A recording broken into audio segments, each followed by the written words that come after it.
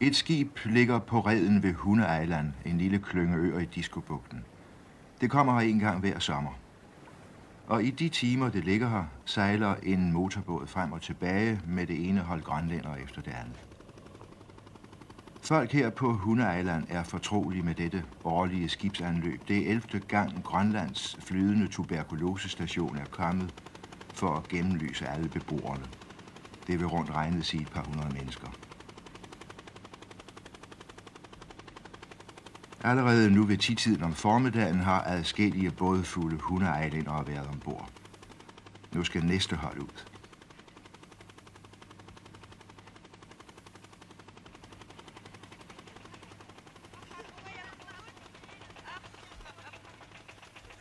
Alle på stedet er forberedt på turen. Distriktslægen i Edesminde har i god tid meddelt, at den og den dag kommer skibet. I år blev det den 9. juni, man skulle se hen til, for på de små steder, der betragter man besøget som en velkommen afbrydelse i hverdagen. Det er et fælles anliggende, som giver anledning til at være sammen og få sig en snak. Rent bortset fra, at det for længst er slået fast, er det en opfordring til at lade sig gennemlyse, den gør man klogt i at følge. Der er her ombord adskillige, som meget vel husker den tid, da den ene efter den anden døde af tuberkulose.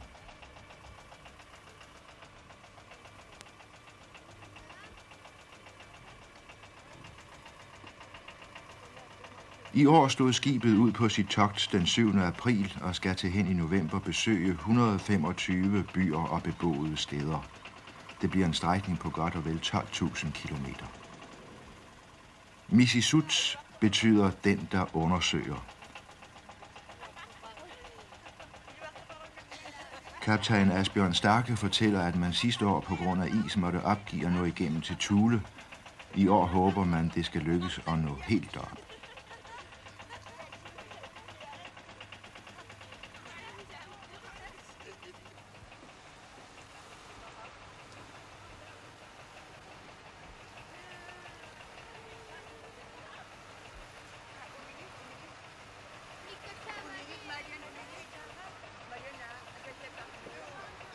Misisut har en besætning på 10 mand, altså den rent sømandsmæssige besætning.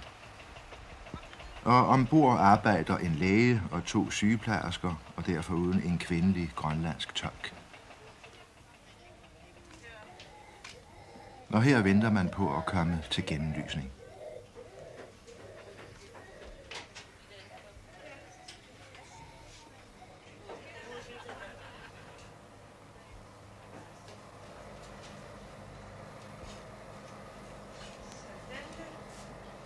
Og hurtigt skal det gå, hvis man skal nå igennem det hele. Nu har jo de allerfleste været igennem turen før, og det er en fordel, ikke mindst for røntgensygeplejersken Inge Martinsen. Misisut arbejder ganske som en normal tuberkulosestation. Hele togtet er planlagt i enkeltheder med datoangivelse for hvert anløb, så vidt det nu lader sig gøre. I Grønland er der mange uberegnelige forhold, der kan spille ind, som tåge, storm, isgang. Kirsten Sørensen her har blandt andet ansvaret for registrering og for at holde styr på kartoteket.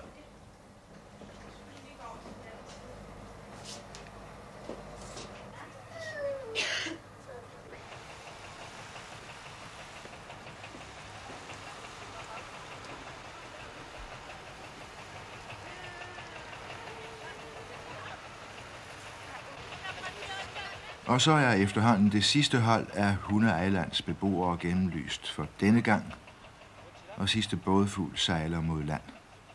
Men under dækket er man ikke færdig endnu. 281. Er det en dame? Ja. Pige på 14 år. Det er meget måske. 00.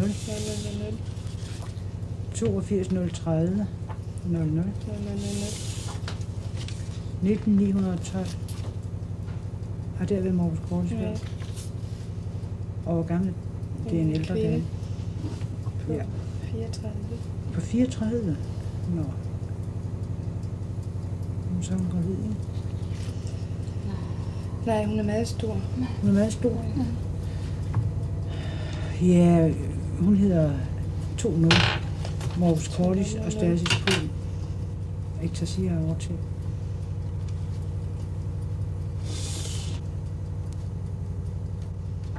Dr. Meta Rasmussen, jeg går ud fra, at det er dagens høst, de sidder med her. Ja, det er det. Hvad viser billedet? Ja, det viser i øjeblikket ikke noget særligt. Vi arbejder på den måde, at vi undersøger alle mennesker her i Grønland på vestkysten og tager et lille billede af dem alle sammen. Og når vi har gået et sted igennem med det lille billede, så undersøger vi de enkelte og ser, om der er sygdomstegn på dem. Og de, som vi finder det på, dem tager vi stort billede på, og så har vi en fuldstændig undersøgelse, så vi kan tilråde indlæggelse, eller eventuelt har vi fundet noget, som ikke betød noget. Ja, det vil altså sige, at de film, de tager, de bliver undersøgt samme dag, og man sender samme dag bud efter nogen, som har noget mistænkeligt i lungen. Ja, især på udstederne, hvor vi skal gå fra det ene sted til det andet, samtidig særligt langt fra det ene sted til det andet. Der går vi et sted færdigt, inden vi forlader det. Ja. Og i byerne, der kan vi bedre, hvor vi er i flere dage ad gangen, der kan vi bedre tage store billeder den næste dag, når vi alligevel ligger på stedet. Nu er vi jo på et udsted, Hunde-Ejland. Hvordan har tilslutningen været? Ja, tilslutningen har været udmærket, men der er blot mange af disse mennesker, der er ude på fangst i øjeblikket, samler æg eller fanger mosetter eller den slags ting. Og de er jo ikke til stede, så dem har vi ikke fået med. Derfor er der ikke fuldt, undersøgelsen er ikke fuldstændig, men de mennesker, der er her, de er kommet i 100%. Ja. Nu har de jo igennem mange år kunnet iagttage TB-situationens udvikling her i Grønland. Ja. Der er sket meget. Der er sket en hel del. For 15 år siden, da jeg var heroppe første gang, der var der kolossalt meget tuberkulose. Man så det. Der var børn med kirteltuberkulose, og der var voksne, som hostede og spyttede blod og var dårlige, tabte i vægt og havde alle symptomer. Og vi havde ikke ret meget. Vi kunne ikke foretage ret meget i retning af at hjælpe dem til rette, fordi vi manglede røntgen de fleste steder, vi manglede medicin, og vi manglede kort sagt næsten alt. Ja. Og ernæringstilstanden var dårlig, og de hygiejniske forhold var dårlige. Og derfor, alle læger, der var heroppe, de skreg på at få gjort noget ved det. Og det resulterede i, at man byggede dronning Ingrids Hospital, dronning Ingrids Sanatorium hed det dengang. Og Mississut-båden blev sat i gang. Og de sidste 10 år har den så gået hvert år, og kysten langs. Og hvert år er der fundet nye tuberkulose-tilfælde, som er indlagt på sanatoriet. Og efterhånden så er det grelle billede, som vi så fra starten, svundet. Ja. Og nu finder vi lidt mere end i Danmark, men dog ikke i tilnærmelse så meget som tidligere. Men de finder stadigvæk tilfælde? Ja, vi finder stadigvæk tilfælde. Og stadigvæk flere, end man finder ved en lignende undersøgelse i Danmark. Ja, hvor mange gange flere, tror de? Ja, det er lidt vanskeligt at sige. Men tidligere døde de jo i stort tal af tuberkulose. Der var tuberkulose-dødeligheden. Tuberkulosen var den hyppigste dødsårsag her i Grønland, hvor den nu ligger helt på den 7. hyppigste årsag. Det er dog et fremskridt, der er sket den tid. Men altså et fremskridt, som ingenlunde betyder, at Mississut bliver arbejdsløs? Nej, man kan ikke sige, at vi kan undvære Mississut endnu. Dertil finder vi for mange nye tilfælde, som sandsynligvis ville være en smittefare og bidrage til, at tuberkulosen yderligere tog til igen heroppe, hvis ikke vi fik de årlige ture med Mississut og tog smittekilderne med til Julianehåb eller til Godthåb til behandling. Det store overblik over tuberkulosesituationen i Grønland, det har man på dronning Ingrids Hospital i Godthåb. Og her sidder overlæge Krebs Lange og kigger på billeder. Dr. Krebs Lange, hvordan tegner status sig sommeren 1965? Ja, vi må jo indrømme, at i sammenligning med Danmark, der har vi meget tuberkulose i Grønland. Men når vi ser på, hvor godt det er gået tilbage hvor få nye tilfælde vi har i sammenligning med tidligere år, så synes jeg, vi kan være godt tilfreds med resultatet. Hvordan vurderer man her for Godthåb Missisuts indsats?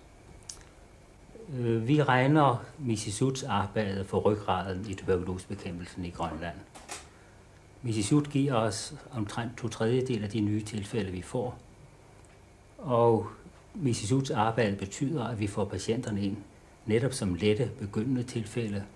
Og det betyder igen, at patienten hurtigt kommer sig, og det betyder, at han når ikke at smitte sine omgivelser.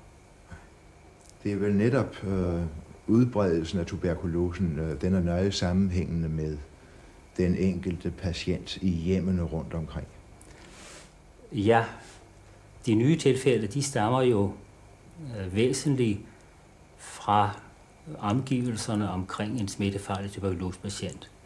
Derfor betyder det meget, at vi finder tilfældene på et tidligt stadium. Men desuden må vi regne med i Grønland, at vi får mange tilfælde, som skyldes smitte i ungdommen. En smitte, som er gået i ro, men som så senere, når patienterne bliver ældre, bryder op igen. Ja. Hvor lurer faren for tuberkulosen navnlig? Vi kan regne med, synes jeg, fortsat god fremgang heroppe. Der ligger en vis risiko ved den moderne koncentration af befolkningen heroppe. Det betyder nemlig, at det enkelte menneske, og altså også den enkelte tuberkulosepatient, kommer sammen med mange mennesker. Og det samme betyder den livlige trafik, der er kommet heroppe. Man risikerer altså på den måde en smitte, men jeg tror, at vi har så godt hold i tuberkulosebekæmpelsen, så vi ikke løber nogen væsentlig risiko af den grund. Hvordan skal man nu bedst bære sig ad med at bevare det notorisk vundne terræn, man har heroppe? Vi skal fortsætte som hidtil. Dels med profylakse, og det vil sige vaccination imod tuberkulose, og den har vi gennemført siden 1949, med en intensiv opsporing ved hjælp af Missisut, og desuden en intensiv behandling, som vi gennemfører den her på hospitalet. Bedre boliger har deres andel i tuberkulosens tilbagegang, hvor de findes. Men lægerne ser med voksende bekymring på en udbredt overbefolkning i nye kvarterer med mange børnerige familier.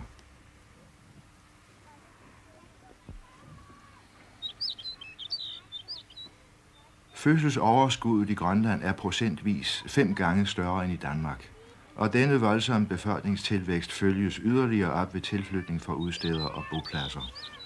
Godthåb har i dag en grønlandsk født befolkning på godt og vel 3500 mennesker, men man forventer, at byen i løbet af de kommende 10 år når op på 10.000. Det vil kræve et vældigt boligbyggeri, dels til tilvæksten, dels til dem, der bor i overbefolkede huse. Vi spurgte landslæge Viggo Bæk, hvordan det ligger med hensyn til anlægsvirksomheden for specielt sundhedsvæsenets vedkommende. I disse år ligger det meget tungt. I Grønlandspostens seneste nummer blev der opgivet, at af 155 millioner kroner, der anvendes til bygge- og anlægsarbejder i Grønland i år, der anvendes kun 400.000 kroner til sundhedsvæsenets udbygning. Det betyder naturligvis ganske forfærdeligt meget, fordi sådan har det faktisk ligget nu i en del år, og udsigterne for fremtiden er desværre ikke særlig lyse. Vi har fået besked om, at sygehusbyggeri i Christianshåb, Narsaq og Julianehåb er blevet udskudt på ny, og det er jo meget alvorligt for os, fordi det er jo meget vigtigt for os, at vi har ordentlige arbejdsvilkår heroppe. Det er jo den eneste måde, man kan gøre sig håb om at få et kvalificeret personale til at rejse herop og til at forblive heroppe. Dette sygehusbyggeri, er det udskudt på ubestemt tid? Det er vanskeligt at svare på. Det er blevet udskudt fra år til år nu i temmelig lang tid. Og vi har faktisk ikke nogen sikkerhed for, hvornår det kommer. Nu kan man sige, at det ikke er alene et problem med at få disse sygehuse opført, men der melder sig jo meget hurtigt anlægsarbejder af meget stor omfang umiddelbart efter opførelsen af disse sygehuse. For eksempel Landshospitalet, som vi befinder os på nu. Godthåb by skal jo vokse meget voldsomt i de nærmeste år. Og det vil sige, at vi her på Landshospitalet ikke alene skal sørge for at have tilstrækkeligt med sengepladser, som med hensyn til betjening af hele landet som centralhospital, men også til at forsyne Godthåb by. Og det er jo en meget stor anlægsopgave, som vil melde sig meget, meget hurtigt. Ja. Har de i øvrigt andre anlægsplaner? Vi har anlægsplaner med hensyn til opførelse af en såkaldt fødselshjælperske skole her ved Landshospitalet. Den ser det desværre også ud til, at den er blevet udskudt, men vi håber dog inderligt, at det ikke er tilfældet. Vi håber, at det må lykkes at få den igennem.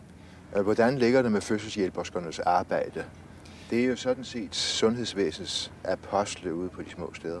Ja, fødselshjælperskerne er en stand, som kun findes her i Grønland. Det er noget, der er helt karakteristisk for det grønlandske sundhedsvæsen. Vi har en fødselshjælperske placeret på alle udsteder med omkring 70 beboere eller mere. Ja. Og det vil sige, at vi har vel i alt 160 fødselshjælpersker i dag, hvor de 80 arbejder på udsteder, og den resterende halvdel, den er ansat på sygehusene rundt om i Grønland, hvor de gør et fortræffeligt arbejde, og hvor vi slet ikke kan undvære dem. Hvordan ligger det så med uddannelsen af dem? Hvilke kvalifikationer får man efter den nye uddannelse, som man har planlagt? Vi har for øjeblikket en uddannelse af vores fødselshjælpersker, der består af 3 år på et lokalt sygehus, gerne den pågældende unge piges hjemsteds sygehus.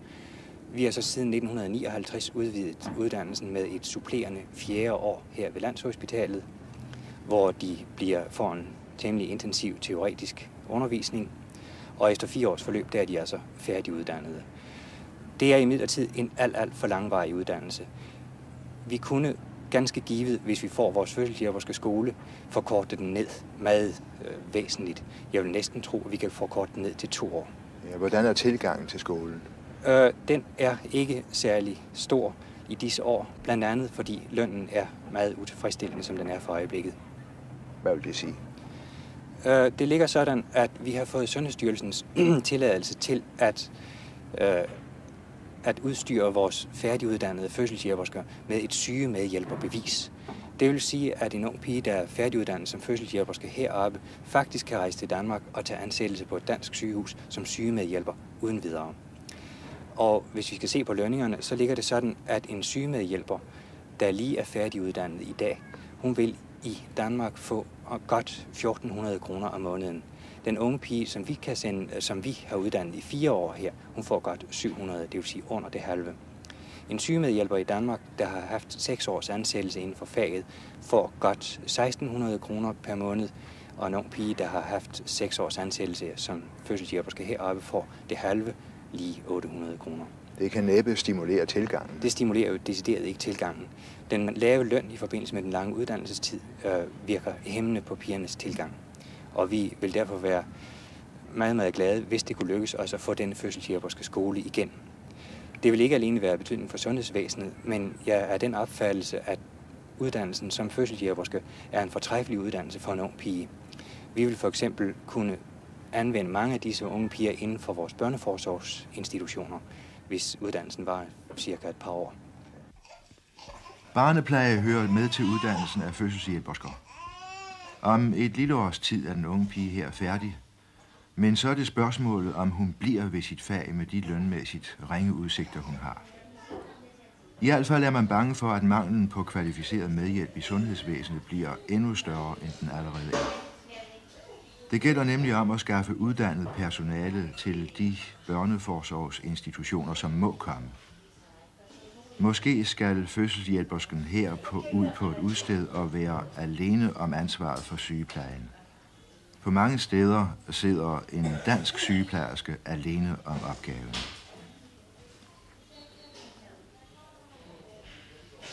Og så er der stuegang. Her er det en portugisisk fisker fra en trawler, som skal tilses. Claus kommer fra Sukkertoppen. Han er minør til daglig. Og James er fløjet hertil fra østkysten.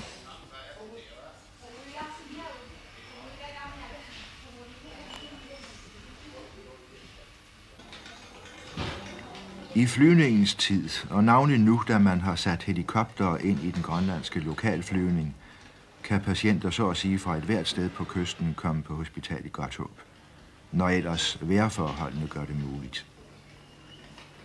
Og her på kvindeafdelingen ligger Filippine. Hun kommer fra Frederikshåb og hører til de langvarigt indlagte.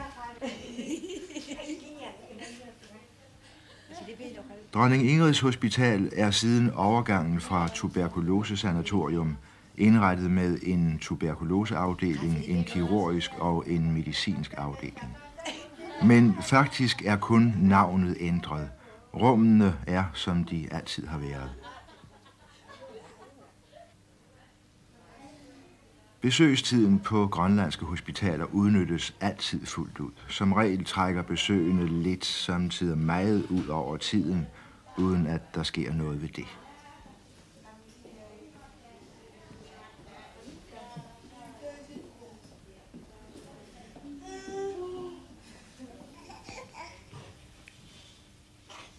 Der findes ikke nogen særlig børneafdeling på Landshospitalet. Men det er hun her sikkert der ligeglad med. Han her også, han hedder Titgen.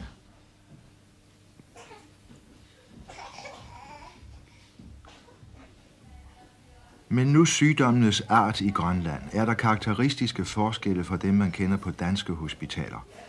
Vi stillede spørgsmålet til den medicinske overlæge Kai Kalbak. Man må vel nok nærmest sige, at forskellen først og fremmest er præget af forskellen i aldersgrupperne her i Grønland og i Danmark. Det er jo således, at af de 35.000 grønlændere, der findes her i landet i dag, er lidt over halvdelen under 15 år. Så er der et par procent, der er 70 år og derover, og resten, det vil sige en 47-48%, de er i den arbejdsdygtige alder. Det vil sige, at vi har cirka en 16.000 arbejdsdygtige grønlændere i dag. Men denne fordeling betinger selvfølgelig også sygdomsbillederne. Det vil sige, at det er børnesygdomme og ungdomssygdomme, der i særlig grad eller i meget stor grad præger billedet heroppe. Og altså på grund af det ringe antal gamle mennesker, få gamle menneskesygdomme, eller hvad jeg skal kalde det? Ja, i øjeblikket er der ikke så mange af dem. Vi har på afdelingen her praktisk talt ingen plejepatienter, og det er jo til stor forskel fra en medicinsk afdeling i Danmark for eksempel. Men blot vent nogle år, så kommer de. Og jeg kan godt sige, at plejepatienter og alderdomssvækkede personer bliver et stort problem her i Grønland i løbet af få år. Og det trænger sig på, og det skal løses nu, hvis vi skal være forberedte. De har fortalt mig, at der findes adskillige hjertelidelser i den grønlandske befolkning. Ja. Hvad skyldes det? Det skyldes dels medfødte misdannelser, dels infektiøse hjertelidelser, først og fremmest følgetilstandene efter gigtfeber. Disse sidste sygdomme er meget almindelige, fordi de infektioner, der fremkalder dem, er uhyre almindelige i den grønlandske befolkning. Vi har netop afsluttet en undersøgelse, der viser, at disse bakterier forekommer 5-6 gange så hyppigt her i Grønland som i Danmark. Vil det sige, at bakterierne er latente hos patienterne? Man altid går rundt med dem? Ja, i visse aldersgrupper er op til 83% af befolkningen inficeret med disse bakterier. Og det er særligt i gruppen mellem 6 og 20 år, altså netop i skolealderen, i den alder, hvor man får sin uddannelse. Men infektionen begynder hos ganske små børn og fortsætter videre frem. I Danmark eller i andre lande har man det samme fænomen, men der kommer procenten kun op på en cirka 20%. I Grønland ligger den formidabelt højt. Hvad hænger det først og fremmest sammen med? Det hænger sammen med mange faktorer, men en meget vigtig faktor, det er boligproblemet. Der er vi inde på det igen. Når man er nødt til at anbringe en børnerig familie på godt og vel en halv snes medlemmer i en lejlighed på kun 2 små værelser, så siger det sig selv, at så optræder der adskillig sygelighed. Når en er blevet smittet og er ved at være rask, ja, så er den næste blevet smittet i mellemtiden. Og når den næste er ved at være rask, ja, så får den første det tilbagefald igen. Og sådan går den onde cirkel. Fra børnene går det til legekammeraterne, til skolekammeraterne. Fra de voksne går det til kollegerne på arbejdspladsen. Og det er en af de vigtigste årsager til, at vi har den høje infektionsfrekvens. Det er en af de vigtigste årsager til, at heroppe har grønlænderne 5 til 6 gange større chance for at få gigtfeber, klappefejl, nyrebetændelse, børnesår osv. end for eksempel i Danmark. Der er dog også andre forhold, der spiller en rolle.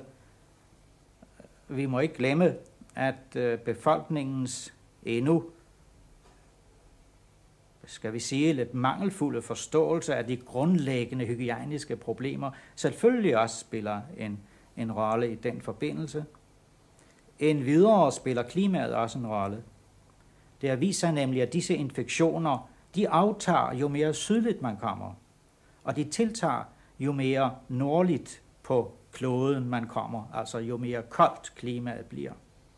Antageligt fordi slimhinden i næse og svælg og i luftveje mister sin modstandskraft i kulden, og derfor skulle grønlænderne have stor chance for at få disse infektioner, og de har dem. Dronning Ingrids Hospital hedder i daglig tale Sana. Det er et levn fra dengang, det var sanatorium. Men skønt det bygningsmæssigt er sakket bagud, så søger man på alle måder at leve op til kravene om moderne hospitalsdrift.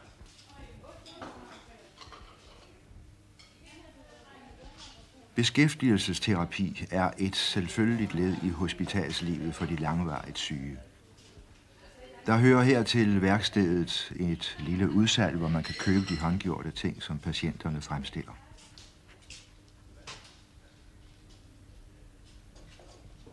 Den oplæring i husflid, som hospitalets patienter får her, kan vise sig nyttig for dem sidenhen.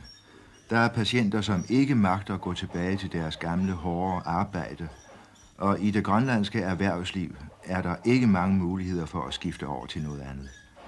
Så også med hensyn til revalidering gør særlige grønlandske forhold sig gældende. Hvad står for dem som det vigtigste rent lægelige problem i Grønland i dag? Vi har faktisk temmelig mange lægelige problemer i Grønland i dag, som adskiller sig fra Danmark. Det væsentligste er uden tvivl kønssygdommene. Vi fik i 1964 for eksempel anmeldt tæt ved 4.000 nye tilfælde af gonorré. Og på en befolkning på 35.000 kan de forstå, at det er et meget, meget højt tal. Det er vel navne i bysamfundet, de forekommer? Ja, det er det. Og disse tilfælde, de forekommer meget væsentligt blandt de ugifte unge i alderen fra 15 til 30 år. Vi har ca. 90% af vores gonorré-tilfælde i denne aldersgruppe. Hvad er efter deres mening baggrunden for den store udbredelse af gonorré? Der er jo nok flere forklaringer. En meget væsentlig ting er den meget udbredte promiskuitet heroppe i denne aldersgruppe. Det vil sige en fuldstændig vanvittig paren sig i flæng i denne aldersgruppe.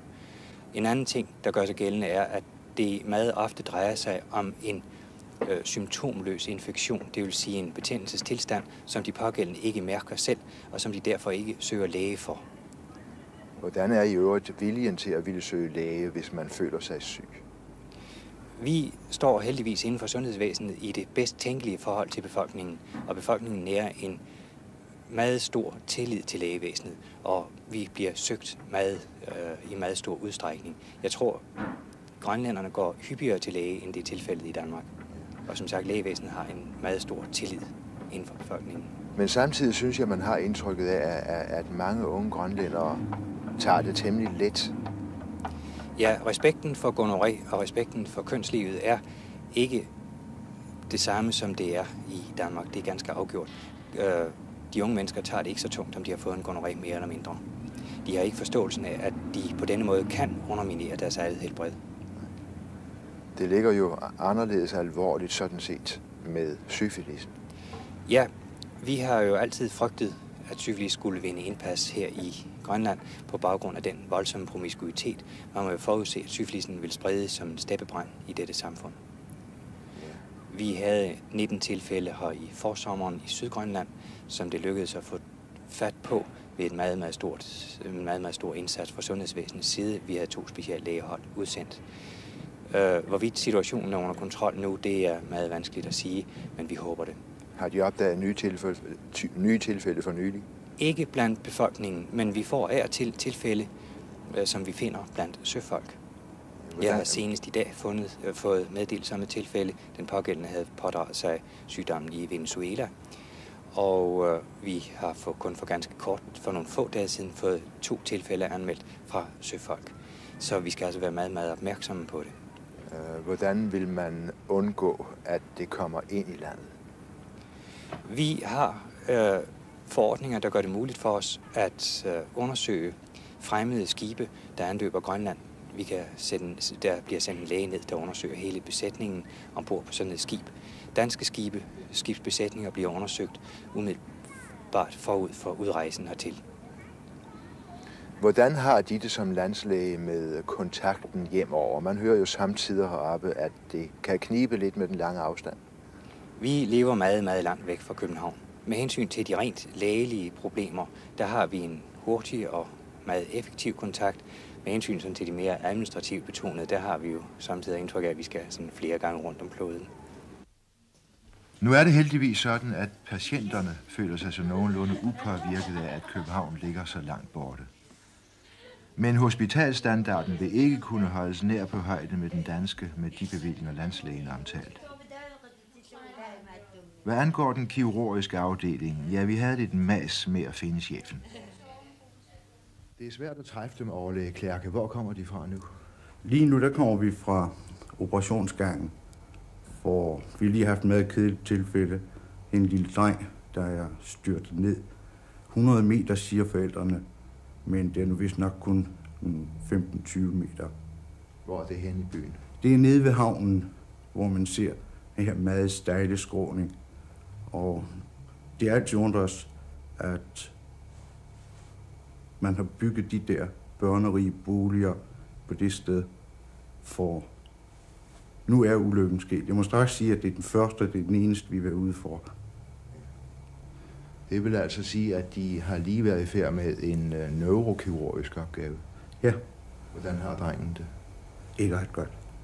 Det er vel ellers ikke noget, de kan påtage dem her i almindelighed? Ikke de store, men de små neurokirurgiske indgreb, som at anlægge borehuller, det kan vi gøre. Ja. Resten sender vi hjem. Per fly til København. Ja. Hvordan er i øvrigt Dronning Ingrids Hospital udstyret rent kirurgisk? Rent kirurgisk er den udstyret særdeles godt med en helt splinternny operationsgang. Ja. Men afdelingsmæssigt, der må jeg sige, at hospitalet er oprindeligt bygget som et sanatorium. Ja. Og det præger det nu. De behøver andre rum, mener de? Andre sygestuer. Ja. Så vidt jeg kan forstå på den, vi har jo talt sammen om situationen her på Dronning Ingrids Hospital, så stiger antallet af operative opgaver mere og mere. Ja, det gør det også. Vi har på de sidste år her en stigning på ca. 40% med hensyn til indlæggelsestal på kirurgisk afdeling, og også med hensyn til operationsaktiviteten. Hvad hænger det så sammen med? Er det fordi, man kan klare større opgaver, eller er det fordi, der er flere sygdomstilfælde? Jeg tror, det er fordi, man kan klare flere ting efterhånden, og at det går op for alle lægerne rundt på Grønland, at vi kan klare det hernede. Det kirurgiske apparat på Dronning Ingrids Hospital står helt på højde med det mest moderne i Danmark. Man nævner altid overkirurg Olaf Poulsen som skaberen af afdelingen her. Olaf Poulsen var blandt de omkomne ved flyveulykken i Sydgrønland i sommeren 63. Det er ikke så mange år siden, man var nødt til at sende en meget stor del af operationspatienterne til Danmark. Det behøver man ikke mere. Nu er det muligt at beholde de allerfleste heroppe i Grønland og spare dem for en lang og besværlig transport. Men der er stadigvæk langt fra Godthåb til Upernavik, og til Umanak og Julianehåb, for ikke at snakke om østkysten.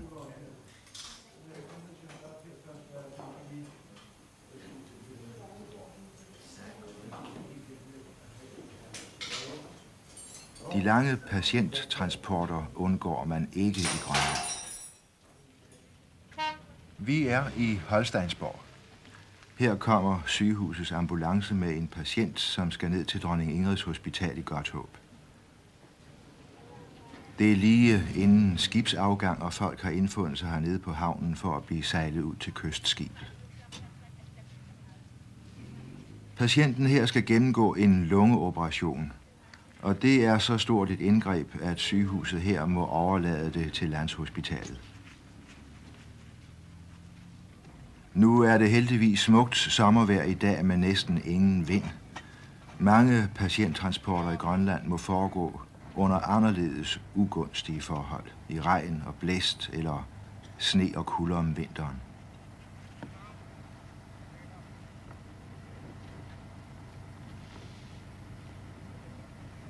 Man kan jo nok forestille sig, at det må gå mindre glat med at få en patient ombord, hvis bare der er nogen søgang. I dag går det fint. Der er mange, der skal med skibet. Det vil sige, at de skal ikke alle sammen ud og rejse. Men det skulle jo være mærkeligt, om ikke derude ombord var en eller anden, man kendte. Det må man selvfølgelig ud og se efter. Det er kystskibet Konunguaq, der ligger på reden. Sejladsen til Godthåb tager 1,5 døgn. Det sker, at den faste sygeplejerske ombord ikke kan være alene om patienten. For nylig måtte en læge følge med, fordi det var nødvendigt at give patienten blodtransfusion undervejs. Sker det, at der indtræffer sygdomstilfælde, som kræver hurtig behandling, og transport med skib er for langsom, så har man ordnet det sådan, at man tager en af Grønlandsflys 3 helikoptere ud af den normale fartplan og lader den flyve patienten til Godthåb. Og så beder man til, at vejret tillader flyvning. Konunguaq, kystskibet, har et særligt indrettet patientlokal. Men givet er det, at Dronning Ingrids Hospital i Godthåb efter sin udbygning til Landshospital har givet distriktslægerne rundt om på kysten en aflastning i deres daglige arbejde. Der findes i Grønland 17 lægedistrikter. Jens Erland Donner, som kommer her sammen med sin grønlandske tolk, er distriktslæge for Jakobshavn distrikt. Her skal han på besøg hos en patient. Stedet er den gamle boplads Islumjut, det vil sige stedet med husene. Det er godt på vej til at vokse sammen med Jakobshavn.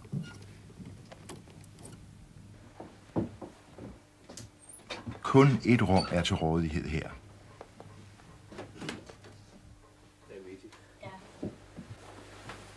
Nå, er det nu galt igen? Han var så rigtig. Jeg tror, at hun har fået noget i lungen igen. Mm-hmm. Har du haft feber? De er feber. Hun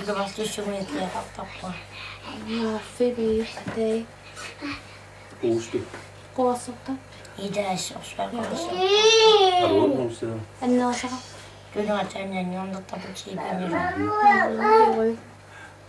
Hvor længe er det siden, du kom fra Godthåb nu? Kan det nu min gange, der var et Merci, 27. 27 marts. 27. marts. Det er svigersønnen, som tager sig en lille lur. Du tager din medicin stadigvæk. Der går i så penge. Prøv lige at sidde lidt op, ikke?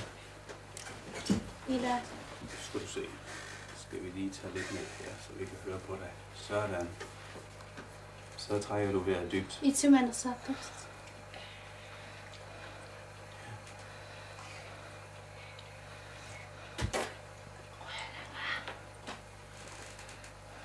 Det var godt. Så må du godt lægge ned igen. Ej, må ind.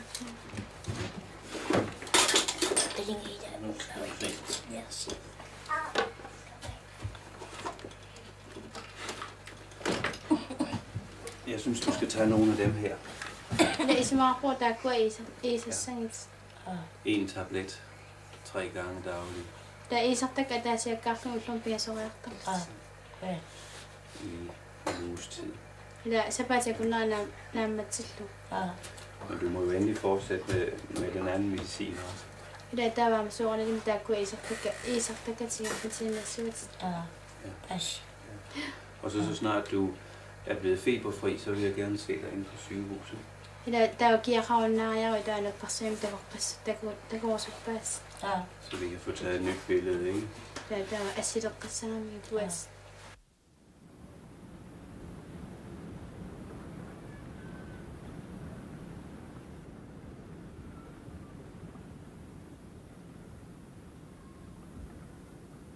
Hvad drejede dette tilfælde sig om, Dr. Donner? Ja, det var en ældre kone, som har ligget nede på Dronning Ingrids Hospital og kom hjem derfra for 3 måneder siden. Og nu har hun altså fået lidt smerter i brystet igen og lidt hoste og feber. En tuberkulosepatient? Ja. Hun er stadigvæk i kur, så derfor så følger vi hende jo lidt nøje. Ja. Jeg lader mærke til, at de sagde derinde, at nu burde hun komme ned på hospitalet i Jakobshavn, når hun føler sig lidt bedre. Ja, vi vil jo gerne have et kontrolbillede af lungerne. Det er jo sådan med de der udskrevne patienter, dem tager vi billeder af med visse mellemrum for at være sikre på, at det går, som det skal. Det er jo et lille snævert hus at bo i. Hvor mange mennesker bor der? Ja, her i sommertiden tror jeg, at med børn, så er der 6-7 stykker. Men de 2 børn er jo altså mindreårige, så de fylder jo ikke så meget. Er hun enke? Ja, det er hun. Hvor stort et område har distriktslægen i Jakobshavn? Ja, vi dækker jo foruden altså Jakobshavn, som nu har godt 1700 indbyggere, 4 udsteder. Så vi når op på godt omkring 2500 mennesker. Hvor langt borte ligger deres fjerneste udsted? Det er Sarkrak, som vi har en 8-9 timers sejlads til. Hvad sker der nu, hvis der forekommer et akut sygdomstilfælde? Ja, så bliver vi jo som regel tilkaldt over radioen og kan give vores første instrukser den vej. Det kan vel være nødvendigt, når det var 8 timer at komme til? Det kan det jo. Heldigvis har vi jo altså i de fleste tilfælde kunnet klare det med enten selv at sejle derop og hente patienten ned, eller bruge et skib, der nu ved lejligheden lå deroppe. Vi kan ikke sejle om vinteren? Nej, det kan vi ikke. Og med slæden, der tager det jo altså mindst 2 døgn. Ja. Men for at vende tilbage til deres patient herinde, får hun nogen hjælp på nogen måde? Ja, i øjeblikket, hvor hun altså er i kur, som vi siger tuberkulosekur, der får hun altså tuberkulosehjælp. Det er jo ikke nogen stor understøttelse. Jeg tror, det for hendes vedkommende drejer sig om 45 kroner om ugen. Men hun har jo altså 2 voksne døtre, som skyder til. De arbejder vel på rejfabrikken. Det er altså døtrenes børn? Det er døtrenes børn, ja. Hun er bedstemor til dem. Hun bliver 55 nu til september, og kan jo så altså fra tuberkulosehjælp blive direkte over i aldersrente. 55 er så grænsen for at få aldersrente? Ja, det har det jo været hidtil heroppe. Det tænker man vist nok på at ændre. Levealderen er jo stigende. Man vil jo prøve at få det til at følge med de syddanske forhold. Men personligt tror jeg nu, det er lige tidligt nok, i hvert fald for Nordgrønlands vedkommende. Hvor langt skulle den så sættes op? Ja, det ligger jo ikke helt klart. Så vidt jeg ved, så sidder der en kommission, der arbejder med disse sociale problemer i øjeblikket. Den har jo ikke afgivet nogen betænkning. Det er jo heller ikke sikkert, at man rører ved det. Det ved jeg ikke. Hvad siger de som læge? Ja, jeg vil mene i hvert tilfælde her, hvor så mange har uhyre hårdt erhverv med fiskeri på Isfjorden og med at sejle ud i små både på fiskerier. Der er 55 ingenlunde for lav en grænse. Mange af dem, de kan dårligt klare det arbejde længere. Skulle jeg have bedømmet deres patient derinde, så ville jeg mene, hun var ældre. Ja, sådan går det næsten altid. De ældre mennesker de ser betydeligt ældre, uden vi er vant til. Er de faktisk ældre tidligere end vi? Ja, Vi har jo en gennemsnitslevealderen ligger jo noget under den danske, den syddanske. Og hvad det skyldes, det er svært at sige. Det er jo både hygiejniske forhold og kostforhold, og så det hårde liv. Hårdt erhverv og meget udendørsliv. Et hårdt liv i en hård natur, det sætter sig spor. Socialt halter Grønland bagefter, samtidig med at moderne teknik erobrer landet. Vi drøftede prioritetsspørgsmålet med den medicinske overlæge. Kari Kallbach, hvad er deres mening om rækkefølgen i udviklingsprogrammet? Hvad skal komme først? Det er et meget nærgående og et meget vanskeligt spørgsmål, de der stiller mig. Der er for mig ingen tvivl om, at i øjeblikket bliver der sat kolossalt ind på den rent tekniske udvikling. På udviklingen af gode industriarbejdere. Men der er en ting, vi absolut ikke må glemme, og det er hele den sociale udvikling, der må og skal følge med i samme takt, som man udbygger samfundet til et industrisamfund. Det samme gælder også den social-hygiejniske udvikling, må også følge med i samme takt. Jeg mener, at det er noget risikabelt at koncentrere sig for meget om et enkelt af de mange samvirkende faktorer. Det bedste for samfundet ville være, om man kunne løse alle disse problemer, de tekniske, de sociale, de sundhedsmæssige, i samme takt. Måske ikke så hurtigt, som det går i øjeblikket, for det går meget hurtigt i øjeblikket i Grønland.